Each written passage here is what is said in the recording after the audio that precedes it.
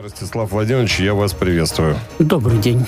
Давайте начнем с того, чего все ждут. С 16 до 18 по московскому времени, как нам рассказали, в обе стороны. Причем состоится телефонный разговор между президентами России и Соединенных Штатов Америки, соответственно, Владимиром Путиным и Дональдом Трампом.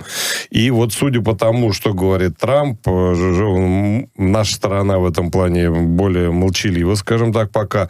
Акценты сместились. То есть, если раньше главной темой было вот эти 30 суток перемирия, то сейчас Трамп говорит о разделе активов, о земле, об атомных электростанциях. Согласны ли вы с тем, что акцент сместился? Или вот 30 дней, они все равно как были, так и останутся? Во-первых, я думаю, что все-таки этого ждут не все, а ждут в первую очередь два президента, их переводчики и офицеры связи, которые будут обеспечивать этот телефонный разговор. Все остальные в нем все равно участвовать не будут и узнают о нем постфактум. И даже непонятно, узнают ли все, или узнают ли хотя бы часть, или узнают только то, что он состоялся, и какие-то общие оценки его. Потому что неизвестно, как потом сами президенты оценят результативность этого разговора. Ведь каждый на что-то надеется, но совсем не обязательно получает то, на что он надеется. Что касается смещения акцентов, я не думаю, что акценты как-то особенно сильно сместились. Трамп все время говорит о том, что он хочет как можно быстрее заключить мир, но при этом вся его деятельность приводит к затягиванию переговоров. Поясните, пожалуйста, на всех абсолютно направлениях. Смотрите. Изначально он говорил, что мы с Украиной подписываем соглашение о ресурсах, и это будет Украине гарантией безопасности, потому что тогда мы заинтересованы в их ресурсах. И это, собственно, является стартом переговоров о прекращении огня.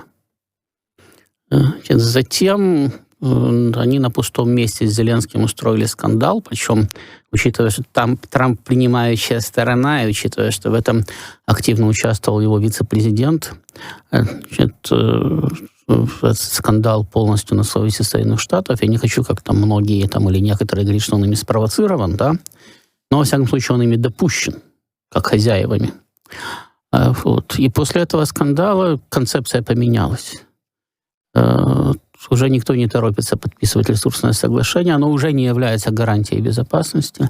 Соединенные Штаты уже вообще не собираются давать какие бы то ни было гарантии безопасности.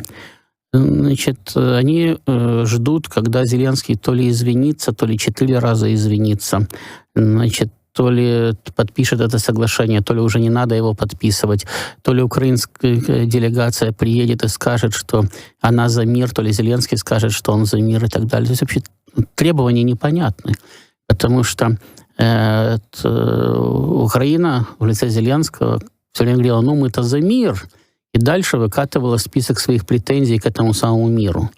И там ничего не поменялось ровным счетом в ходе переговоров Украины с Соединенными Штатами. Но до этого момента их позиция не подходила, а после этого момента их позиция стала подходить. 30 дней-то они готовы. Они не готовы больше, и, насколько я понял, я не прав. Еще раз повторяю, изначально, речь шла о том, что надо каким-то образом, Украина должна заявить, что она готова отдать территории и так далее, говорил Трамп. Что они не смогут удержать территории, не проиграли войну, они должны пойти на уступки, не должны пойти на компромисс и так далее. И там в перечислении того, что он предполагает как конструктивное заявление Зеленского о мире, было, что он готовы к территориальным уступкам и т.д. и т.п. Зеленский просто говорит, мы за мир. Все за мир. Даже Гитлер был за мир. После войны, естественно, в которую он собирался выиграть. И так он был за мир. То есть формально ничего не поменялось. Позиция Украины осталась такой же, позиция России осталась такой же, и более того, Трамп озвучивает в очередной раз позицию Соединенных Штатов, которая тоже не меняется, и которая совершенно противоречит российской позиции. Потому что Трамп говорит, ну вот, у нас будет там 30 суток перемирия, потом мы какой-то мир подпишем, а уже потом, после этого мира, когда мир будет достигнут между Украиной и Россией, после этого Соединенные Штаты будут вооружать украинскую армию, потому что теперь уже это будет гарантией безопасности Украины. Уже не подписание соглашения ресурсов, а вооружение Соединенными Штатами украинской армии будет гарантией безопасности Украины. И вообще Трамп за то, чтобы европейцы отправили на Украину войска, потому что это тоже будет гарантией безопасности Украины. Только Соединенные Штаты не будут обеспечивать этим войскам свои гарантии безопасности, их не будут поддерживать, на них не будет распространяться там 5-я статья Вашингтонского договора и так далее. Но Соединенные Штаты за отправку на Украину войск там, европейских и так далее. Но это в корне противоречит тому, что требует Россия. Россия требует нейтрализации Украины и отсутствия на ее территории даже намека на чье бы то ни было военную деятельность. Не даже присутствие войск. Военной деятельности чужой там не должно быть. Тем более не должно быть вооружения украинской армии и так далее. Значит, позиция Трампа остается такой же. При этом, да, он говорит, мы там за мир, мы за то, мы за все. И мы говорим, мы за мир. И опять-таки перечисляем наши претензии к этому миру. То есть как он должен выглядеть в нашем формате. Можно, конечно, предположить, что Трамп собирается там в несколько шагов додавить Путина до какого-то более выгодного ему компромисса. Но в таком случае мы должны видеть какие-то, значит, попытки этот компромисс найти. А пока что это просто обмен мнениями, в принципе, в одном и том же стиле. А что за история? Мы за мир, и мы за мир. И у меня складывается такое впечатление, вот сейчас складывается, да, в последние дни, что Трампу просто выгоден сам процесс переговоров. То есть он до этого допустил, причем публично допустил, что Украина может быть уничтожена как таковая. И совершенно спокойно к этому отнесся, сказал Зеленскому, будешь себя плохо вести, не будешь с Россией мир заключать, они просто уничтожат твое государство, Россия вас всех захватит, к себе присоединит, и так далее, не будет у тебя Украины. А нам все равно здесь в Соединенных Штатах, будет у тебя Украина, не будет. И я в это верю, ему действительно все равно, будет Украина или не будет, потому что в формате Украина осталась, да? Какая-то Украина осталась. Значит, Россия все равно должна учитывать, значит, по крайней мере, эвентуальную враждебность этого государства. То есть, да, можно там на каком-то этапе подписать соглашение о нейтралитете, там, о демилитаризации, о чем угодно. Но все нейтралитеты и демилитаризация обеспечиваются только до тех пор, пока мы сами их можем обеспечить. А как только возникают новые условия, значит, нам сразу же говорят, извините, подвиньте, ситуация изменилась. Да, мы обещали не расширять НАТО за пределы Федеративной Республики Германии, но ситуация изменилась, и мы его расширили. И также во всех остальных случаях. Значит, и как контролировать Украину, которая является формально суверенным государством, на основании каких-то соглашений, которые когда-то были подписаны, и которые завтра же могут быть объявлены подписанными под давлением, и поэтому ничтожными, значит, или просто, опять-таки, ситуация может быть объявлена изменившейся и так далее, это совершенно непонятно. Поэтому здесь важна в этом отношении, допустим, та же самая позиция Соединенных Штатов, которые могли бы отказаться от поддержки Украины, но нет. Они говорят, мы будем поддерживать, мы будем дальше продолжать поддерживать. То есть мы видим, значит, что у нас два варианта. Либо сохранение Украины, которую Запад так или иначе будет поддерживать в качестве враждебной России силы, и которая будет отвлекать на себя российские ресурсы. Значит, в любом, причем, варианте, подчеркиваю. Либо же присоединение Украины, которое в любом случае будет отвлекать на себя массу российских ресурсов, так это огромная необустроенная территория с уничтоженной экономикой, с полностью разрушенной инфраструктурой, будет разрушена еще сильнее, и с выбитым населением. И сейчас наши политические оппоненты делают все для того, чтобы население там осталось как можно меньше, настроено было к России как можно более враждебно, инфраструктуры тоже осталось как можно меньше. Да? В том числе и на тех территориях, которые однозначно перейдут в состав России, уже перешли. Значит, и на тех, которые могут перейти в состав России. То есть нам создается такая, пытаются, вернее, создать такую ситуацию с выбором без выбора. И так плохо. То есть в любом случае создать для России большую проблему, которой она будет заниматься на протяжении нескольких лет или даже десятилетий, и которая просто отвлечет массу ее ресурсов от других регионов, позволит Соединенным Штатам там иметь большую свободу рук. То есть, в принципе, Трампу даже все равно, чем закончится эта история. и будет ли Украина существовать. Но он почему-то, тем не менее, делает акцент на том, что переговоры для него нужны и важны, и пытается их постоянно поддерживать. Ничего не меняется, ничего. Россия в очередной раз заявляет свою позицию. Трамп уходит и говорит, у нас очень большое продвижение. Мы достигли, взаимопонимания по большому кругу вопросов, и мы сейчас достигнем еще по большому, и вообще чуть ли не через несколько недель, а может быть даже через несколько часов у нас наступит мир и дружба во всем мире. Он явно не дурак, он опытный переговорщик, в том числе и потому, что он действительно, пусть большую часть времени провел и в бизнесе, но он провел свою жизнь в том самом в очень таком жестком бизнесе. И последние лет 10 он провел в жесткой политике. Его и в тюрьму пытались посадить, и выборы у него воровали, и то, что он вернулся на президентский пост, это как раз убить хотели. Да, и убить хотели. Все это свидетельствует о его серьезных бойцовских качествах. То есть он не дурак, не мямля. Если он что-то делает, то это как продуманное решение, продуманные действия. Соответственно, зачем могут понадобиться Трампу длительные переговоры? Тем более, что он пытается завязать такой же переговорный процесс и с Китаем. Не начать конфликт вокруг Тайваня, не начать конфликт вокруг Филиппин, где, кстати, начать конфликт расплюнуть Соединенным Штатам, а именно завязать переговорный процесс. То есть он двух своих основных оппонентов пытается втянуть в длительный переговорный процесс без особого видимого результата. Потому что явно позиции сторон остаются диаметрально противоположными, и так можно переговариваться и полгода, и год, и несколько месяцев. Будут себе идти боевые действия. Трамп уже сказал, ему все равно Украину похоронят, значит, похоронят в ходе этих боевых действий. Главное, переговоры будут идти. То есть он рассчитывает еще на несколько месяцев переговоров, как минимум. Может быть, на 1,5, может, на 2, может, на 3. А что у нас есть, кроме России и Китая? У нас, кроме России и Китая, в качестве американского оппонента есть Иран. Он не такой мощный экономически, он не такой мощный в военном плане, но он занимает стратегически важную точку на Ближнем Востоке. И он в значительной степени обеспечивает контроль и защиту коммуникаций между Россией и Китаем. Даже коммуникации, идущие через Среднюю Азию, прикрываются Ираном. Я уже не говорю о коммуникациях морских, которые идут через Аравийское море, через Красное море и так далее.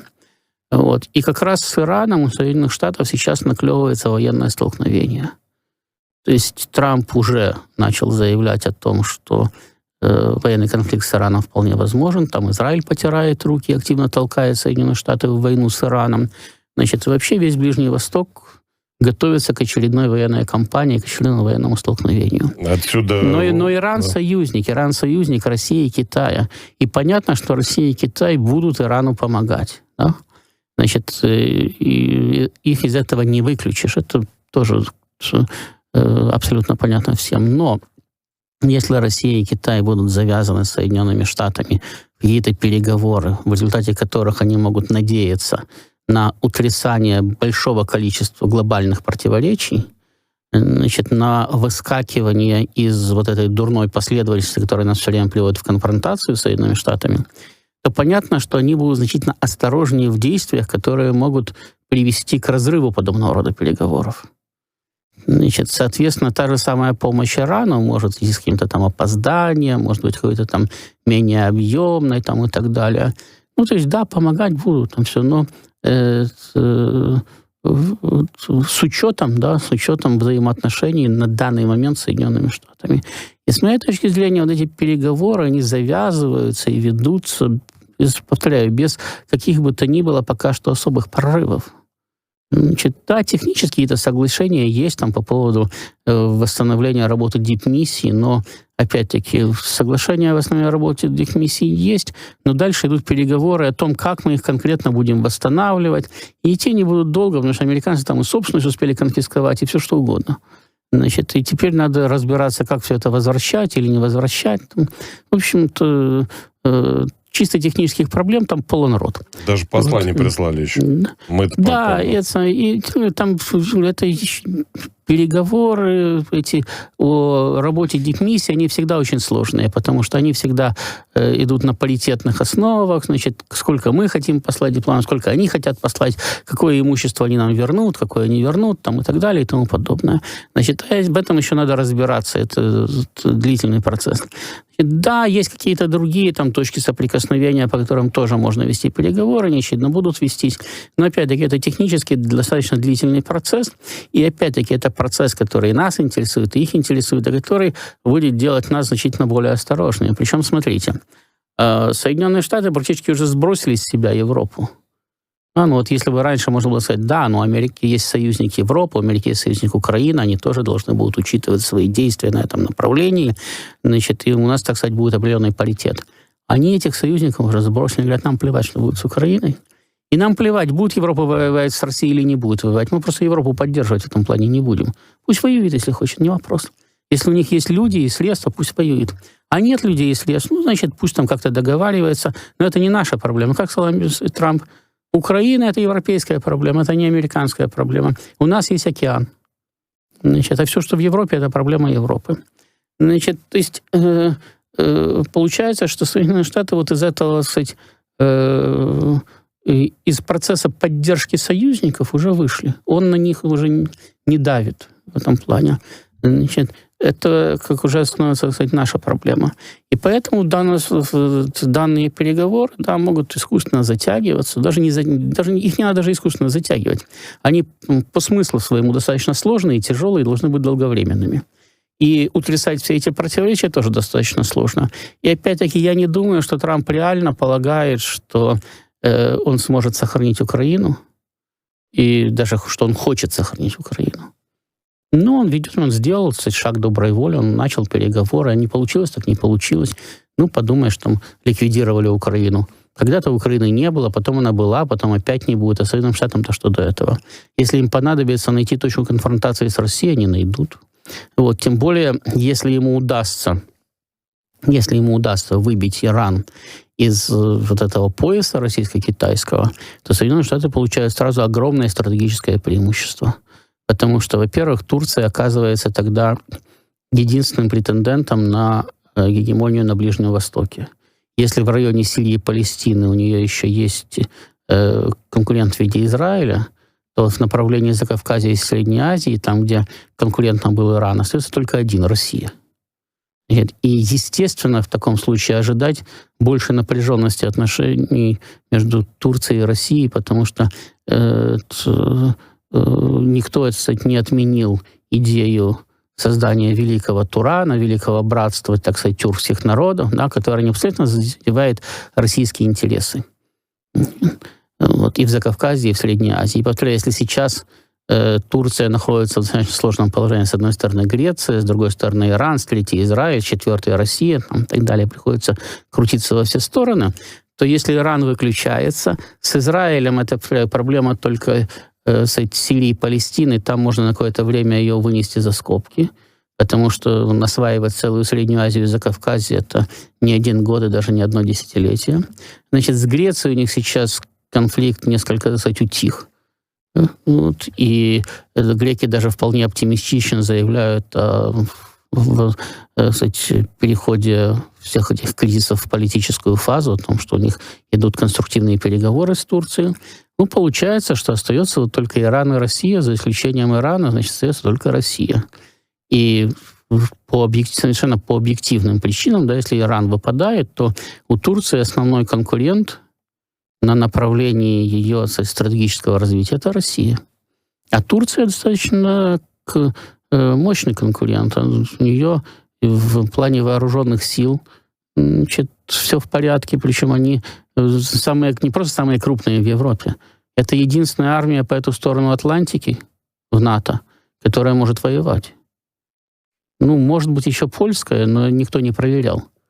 А турецкая постоянно воюет. Она постоянно находится в состоянии боевых действий, пусть там полупартизанских, полунепартизанских. Она постоянно готовится и готовилась к войне с Грецией там, и так далее. То есть она постоянно готовилась к современной войне, турецкая армия.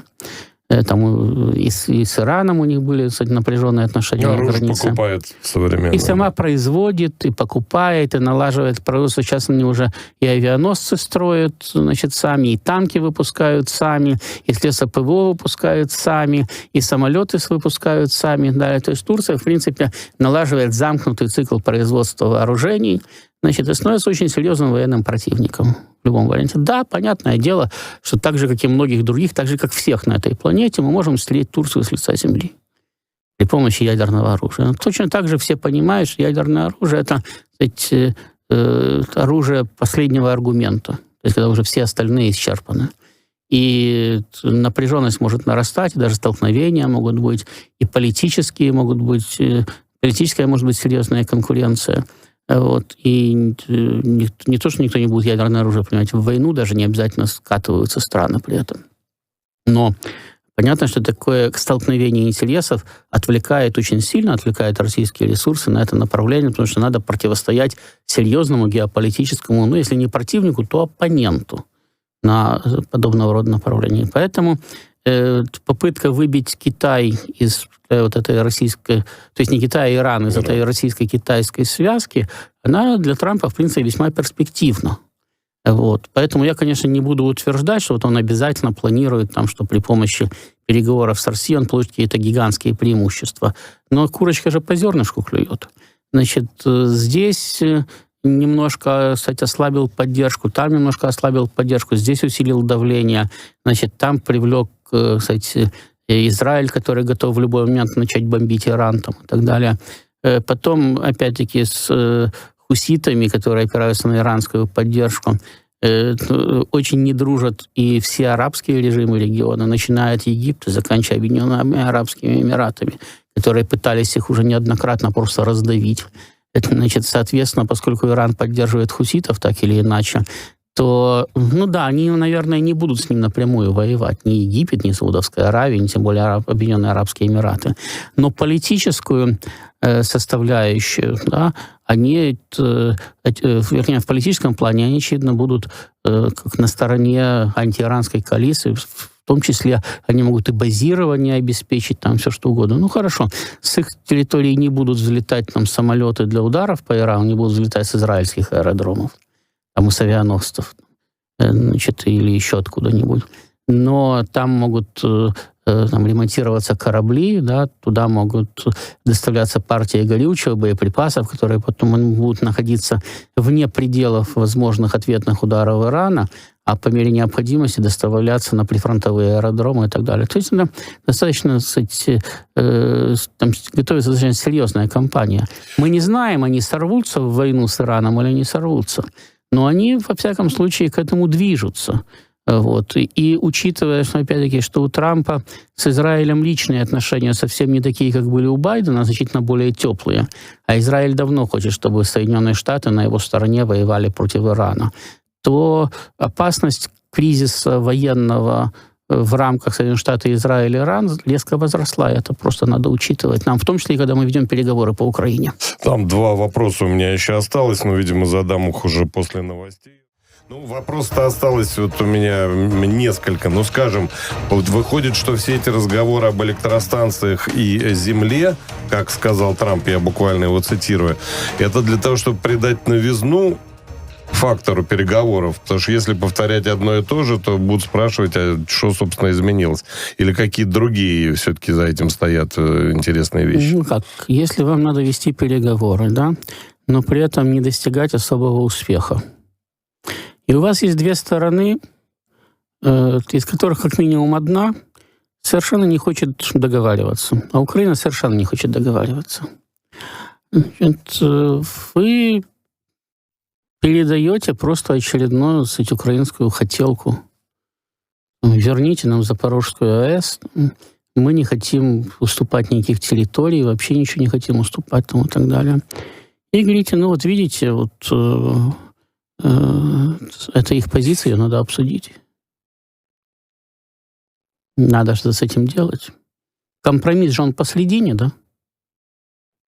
Он может быть не посредине, он еще зависит от того, кто на фронте побеждает. Ну, мы сейчас ведем переговоры о мире, давайте как-то будем все это обсуждать. Причем вы прекрасно понимаете, что он в очередной раз скажет, что мы там, значит, 6 регионов точно никому не отдадим.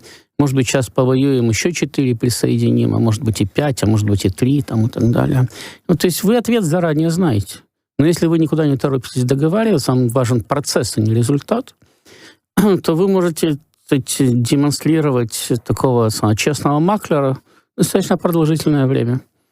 То есть вы же, опять-таки, вы не продавливаете украинскую позицию. Это уже хорошо. Российские дипломаты обязательно отметят в своих отчетах, что американцы ведут себя конструктивно. Они не выступают на стороне Украины, просто говорят, что вот есть такая позиция, давайте обсудим. Значит, выслушивают внимательно нас, с нами соглашаются. Ну и прекрасно. Если вам надо потянуть время, повести переговоры, то это как раз самое то, когда у вас две стороны с диаметрально противоположными позициями, свести их практически невозможно, но они согласны разговаривать на эту тему. Вот Зеленского заставили разговаривать. Москва всегда говорит, мы готовы к переговорам, значит, и всегда в переговоры вступает. Вот. Ну и прекрасно. Если бы Соединенным Штатам переговоры не были бы нужны, вы прекрасно знаете, как они действуют. Они буквально через полчаса говорят, ну ладно, не договорились, разъезжаемся. Все. Вводим санкции. Вы видите стандартный американский подход, который господствовал на протяжении этих 10 лет? Я не вижу. Последние 10 лет это было так. Вот наши условия, вот наши требования. Их можно либо принять, либо мы завтра же вводим санкции. Не понимаете, мы вводим санкции сегодня, сейчас ждать до завтра. Трамп вообще себя нестандартно ведет во всем, не только по отношению к нам. И там и Мексика, и Канада, и Гренландия. Ну, да, но, понимаете, Европа. По отношению к Канаде он ведет себя совершенно по-другому нестандартно. Вот по отношению к Канаде он почему-то вводит там запретительные пошлины, тут же их начинает увеличивать там, и так далее. И ко всем остальным тоже. А по отношению к нам он ведет себя очень так благодушно. Ну, не хотите, не надо, давайте говорить дальше. Да, мы учли вашу позицию. Да, это хорошо, сейчас мы будем дальше с ней работать. Сейчас мы посоветуемся друг с другом, а потом опять посоветуемся с вами. Вот за последний месяц, да, когда переговоры, или даже консультации, потому что это еще нельзя назвать переговорами, вступили в активную фазу, мы все время слышим одно и то же. Если вы поднимете все заявления, да, буквально одно и то же стороны заявляют. Никакого изменения в позициях, никакого изменения даже в формулировках нету. Но зато переговоры ведутся. Это уже будет второй телефонный разговор, да, за это время. Вот. Значит, сколько раз уже приехали американцы туда, приехали американцы сюда? Уже, наверное, раза 4 или 5. Значит, уже повстречались там на самых разных уровнях делегации. Значит, уже Лавров с Рубио встречался. Значит, идет бурная деятельность, да? Или имитация бурной деятельности. Да, совершенно правильно. Или имитация бурной деятельности, по крайней мере, с американской стороны. Значит, сейчас будут разговоры о том, что неплохого. Трамп уже говорил, я хочу встретиться с Путиным. Я хочу с ним просто поговорить. Не по телефону, а так поговорить, да? Вот сейчас можно теперь разговаривать о том, что, вы знаете, вот у нас тут, конечно, противоречия есть, но мы же хорошо, конструктивно работаем. Давайте устроим встречу президента. Почему нам ее не устроить? Значит, ну а что нам отказываться от встречи президента? Нам, понимаете, нам же тоже в какой-то степени это выгодно. Потому что пока Трамп с нами разговаривает, да, значит, поддержка Украины хоть и продолжается, но она не такая, кстати, полная. Как наши с Ираном будет. Не такая полная, не такая всеобъемлющая и так далее. И нам проще с ней на фронте. А поскольку мы уже тоже приняли как возможную данность, что Украину придется добивать полностью, потому что в начале СВО об этом в страшном сне не могли подумать в Кремле, что придется полностью добивать Украину. Наоборот, говорили о том, что у нас даже территориальных претензий нет. Вообще никаких. Значит, у нас только вот, пожалуйста, денацификация, демилитаризация там, и нейтрализация, и все, и живите дальше сами как хотите.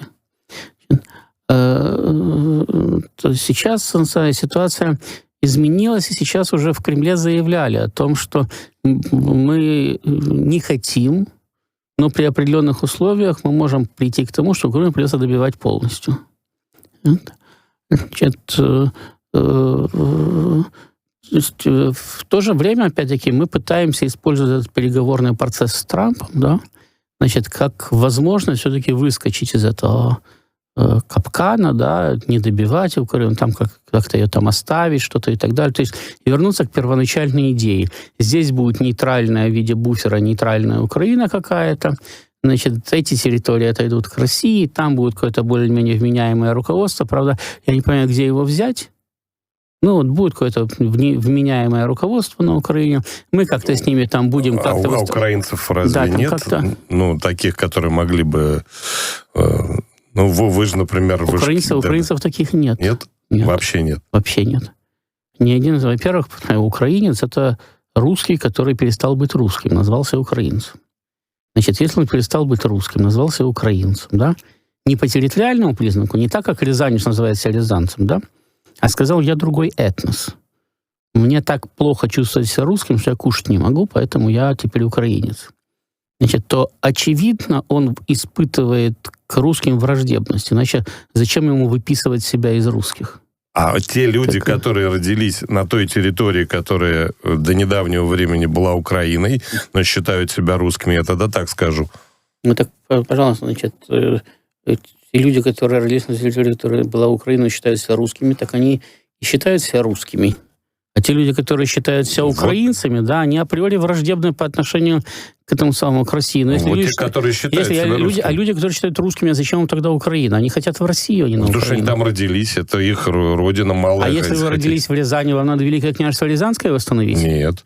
А что, малая родина? Не, ну я могу же вернуться. Подождите, до начала 16 века суверенное государство. Причем в нарушение всех обязательств, уничтоженное московским великим князем Василием, который обещал его хранить и беречь для наследников Рязанского престола. Да. Значит, давайте восстанавливать справедливость. В основном Великое княжество Рязанское. Чего нет? Нет, ну как есть люди, живущие на территории. Они живут же в Рязани. Живут на той территории, если они будут управлять муниципалитетом Рязани, значит, это хорошо. Разве да, нет? Это хорошо. Они в Москве должны управлять или там между муниципалитетом. А почему нет? Почему в Москве они будут управлять всей страной? Могут. В Москве они будут управлять всей страной, да, Россией. Потому что они живут в России, да? Значит, на территории Украины жили русские, да? Украина была просто точно так же, как Рязань, да, была Рязанская область, там Рязанская губерния была территорией России, также Украина была территорией России, это было географическое название, как Сибирь, да? Мы же не пытаемся сделать из Сибири отдельное государство, ввести там сибирский язык, сибирскую нацию, нет. Русских перекрестить в сибиряков, нет? А что тогда они на Украине должны быть украинцами? Управлять этой частью России, которая сейчас пока еще называется Украиной. Такими никто не мешает управлять своей областью, своим городом. Я про это и говорю. А Сибири у нас кто-то отдельно управляет? Нет. А что Украина должна отдельно управлять? Почему отдельно? Городом, областью. В составе Российской Федерации. В составе Российской Федерации может быть Киевская область, Харьковская область и так далее. Да. А при чем тут Украина? Не, вы просто Сибирь сказали, тоже в составе Российской Федерации, но Сибирью никто отдельно не управляет. Я согласен, но вы просто сказали, что таких людей нет, в принципе. Таких людей нет. Если это украинец, то он за то, чтобы создать отдельный украинский этнос, потому что его еще нету, но его усиленно создают. Создать для этого этноса отдельное украинское государство, которое будет априори враждебно России, потому что украинцы вербуются не из мексиканцев, а из русских. И украинцев из русских можно вербовать, кстати, и в Сибири, чем сильно занимается Украина. Вот. То есть она априори, значит, чем больше украинцев, тем меньше русских. Это сообщающиеся сосуды. Вот Украина и Мексика — сосуды не сообщающиеся, а Украина и Россия — сосуды сообщающиеся. Больше украинцев, меньше русских. Больше русских, меньше украинцев. Значит, нам вдвоем на одной планете тесно. Мы не можем существовать вдвоем, и Украина, и Россия. Может быть, через каких-то там 1000 лет и сможем, да? Если нации создадутся там, и так далее, там, провоюют лет 100-150, а потом как-то все утрясется, значит, все привыкнут к этому. Но пока что не можем. То есть Украина априори угроза России. Самим фактом своего существования Украина создает угрозу России, потому что она русских пытается превратить в украинцев. Всех русских в украинцев. Вот неважно, где они живут. Годовщину сейчас отмечаем, да, возвращение Крыма в состав Российской Федерации. Да. Вот Крымом крымчане же командуют, они русские. Вот я про это и говорю. Я просто, может, мы не договорились о терминах. Во-первых, Крымом командуют из Москвы все-таки. Крым является территорией Российской Федерации, и там действуют законы Российской Федерации. А на Украине действуют законы Украины. И если Украиной, как вы говорите, будут как самостоятельным автономным образованием, когда государством управлять украинцы, а мы говорили об управлении украинским государством, То есть мы говорили о том, что сохраняется какая-то Украина как государство, и вы говорите, ну так им будут управлять украинцы. Если им будут управлять украинцы, они будут враждебны по отношению к России. Мы не можем найти на Украине людей, которые хотят быть украинцами, управлять украинским государством, и при этом быть позитивно настроенными к России. Они в любом случае будут настроены враждебно. Они в любом случае будут мечтать вернуть Крым, Херсон, Запорожье, все остальное, а заодно еще Воронеж, Кубань там, и так далее, вплоть до Камчатки. А белорусы, например, они же белорусы, да? Есть белорусы, змагары их еще называют, вот эти вот, да?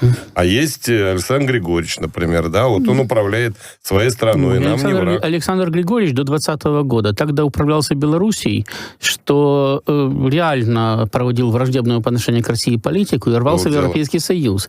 Если бы с ним поступали бы мягко, они попытались бы организовать государственный переворот и убить его, то сейчас Белоруссия была бы вполне таким, тем самым, ну, не таким, как Прибалтика, конечно, но не очень дружественно настроенным по отношению к России государством. Причем еще учтите, что Белоруссия полностью зависит от России экономически.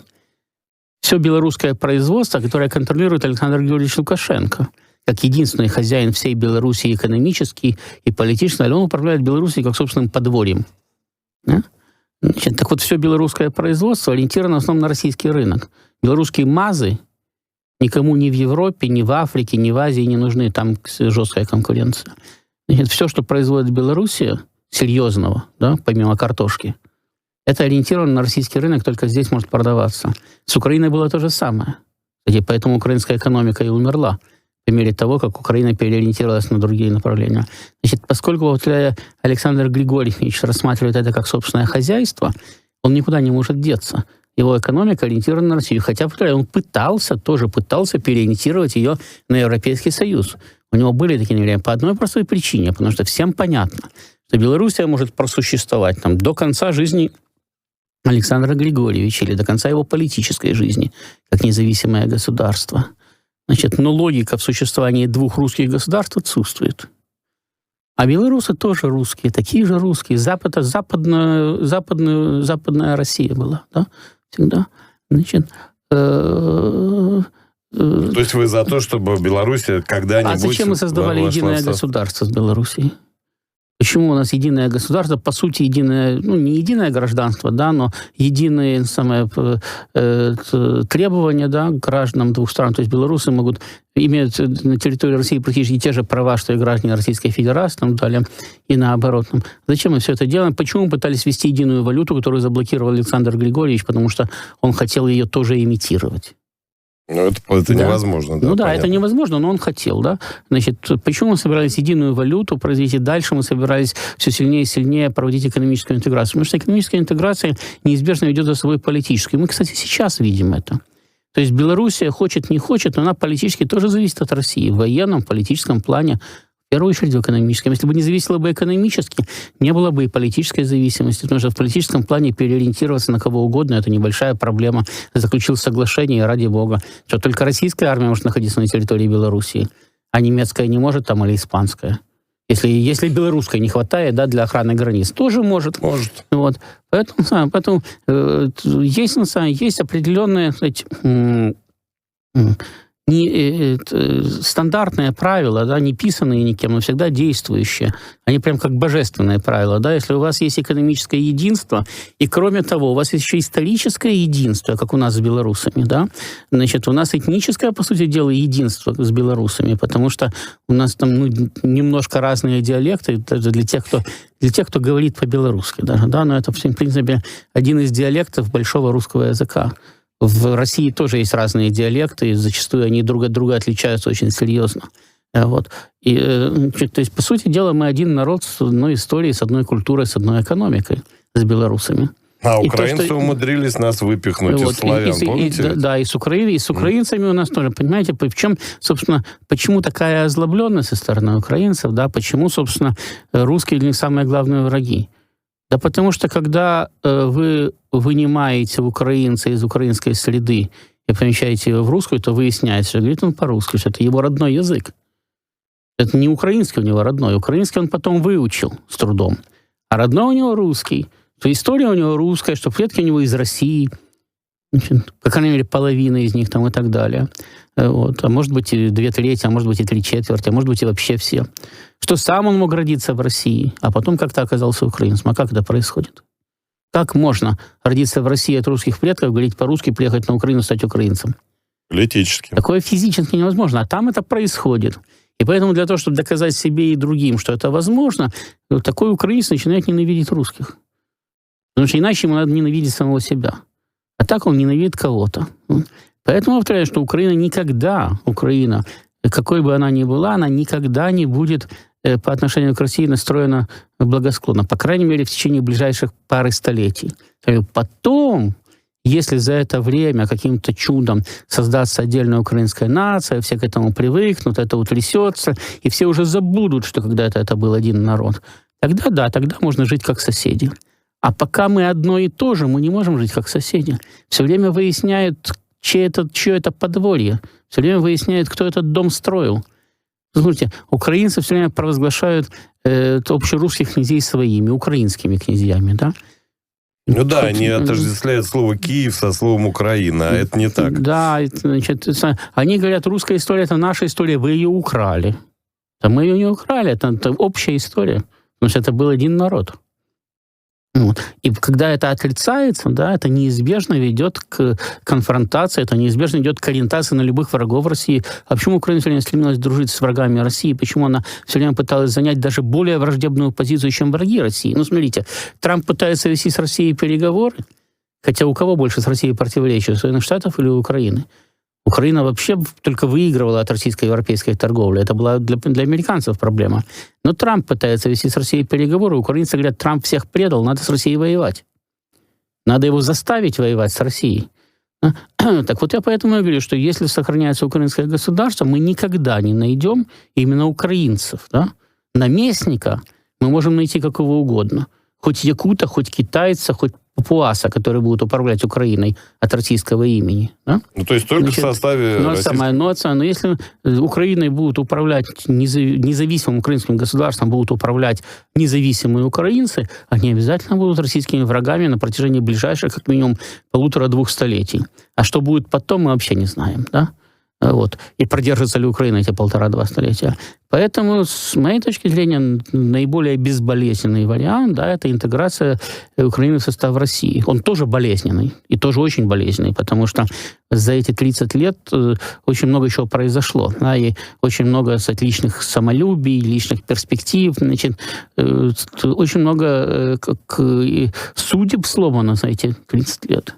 Или там больше уже, за 35 лет. И так далее. Уже родились люди, которые родились в независимой Украине, которые не знали другого государства, и которым с детства внушали, что они независимые украинцы там, и так далее. То есть очень много чего уже надо ломать и перестраивать. Но это все еще сделать проще, чем 200 лет соседствовать там, или 300, или сколько с априори враждебным государством, которое будет спать и видеть, как бы тебе гадость устроить. Значит, получается, надо воевать, да? Ну, мы чем занимаемся сейчас? Да. Ну, надо довоевывать. То есть любая война, да, имеет свою цель. Как Россия обозначила свою цель? Обеспечение собственной безопасности. Мы туда не благотворительно отправились заниматься, не пирожки раздавать, обеспечить безопасность России. Все остальное вторично. Значит, соответственно, если безопасность России требует ликвидации Украины, ее надо ликвидировать. Просто у нас в обществе и в руководстве есть разные по этому поводу мнения. Есть мнение, что можно соседствовать с какой-то Украиной. Значит, если так сложится, значит, будем соседствовать, да? Потому что не всегда можно добиться идеального результата. Вот, и тогда можно будет поставить эксперимент и посмотреть, а можно ли реально с Украиной дружить домами? Или нельзя? Я уверен, что нельзя.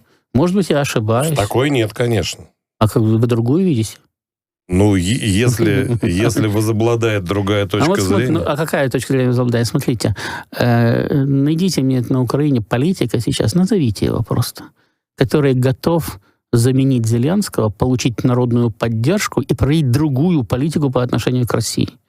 Да там все ездят в Вашингтон и говорят, назначьте меня любимой женой, я буду еще сильнее ненавидеть Россию, буду эффективнее с ней бороться, чем это делает Зеленский. Других просто нету. И народ же за них голосует.